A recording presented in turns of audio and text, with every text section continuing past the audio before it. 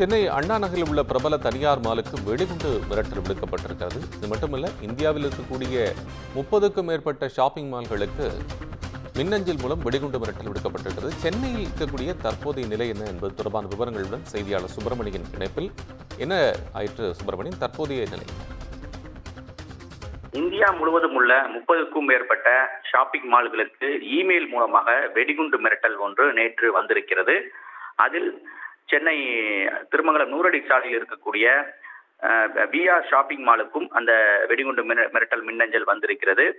இது தொடர்பாக திருமங்கலம் போலீசாருக்கு தகவல் தெரிவிக்கப்பட்டு சோதனை என்பது நடத்தப்பட்டது. சோதனையில் அது வெறும் புரளி என்பது கண்டுபிடிக்கப்பட்டது. வெடிகுண்டு மிரட்டல் விடுத்த நபர் யார் என்ற கோணங்களில் விசாரணையை போலீசார் தீவிரப்படுத்தியிருக்கிறார்கள். அது மட்டுமல்லாமல் சமீபத்தில் இமெயில் மூலமாக வெடிகுண்டு மிரட்டல் விடுக்கக்கூடிய சம்பவங்கள் தொடர்ந்து கொண்டிருக்கிறது. ஆனால் காவல்துறையினர் இதுவரை இந்த மிரட்டல் விடுக்கக்கூடிய நபர் யார் என்பதை இதுவரை கண்டுபிடிக்கப்படவில்லை. தொடர்ந்து என்பது விசாரணை என்பது நீண்டு கொண்டுதான் இருக்கிறது. மிரட்டல்களும் தொடர்ந்து வந்து கொண்டுதான் இருக்கிறது. பள்ளிகளுக்கு, அதே போல தலைமைச் செயலகம் என பல்வேறு இடங்களுக்கு இது போல இமெயில் மூலமாக வெடிகுண்டு மிரட்டல் பொருளிகள் வந்து கொண்டிருக்கிறது. காவல்துறையினர் இதனை கூடுதலாக கண்காணித்து தீவிர நடவடிக்கை எடுக்க வேண்டும் என்ற ஒரு கோரிக்கையும் எழுந்திருக்கிறது. நன்றி சுப்பிரமணியன், உங்களுடைய விவரங்களுக்கு நன்றி.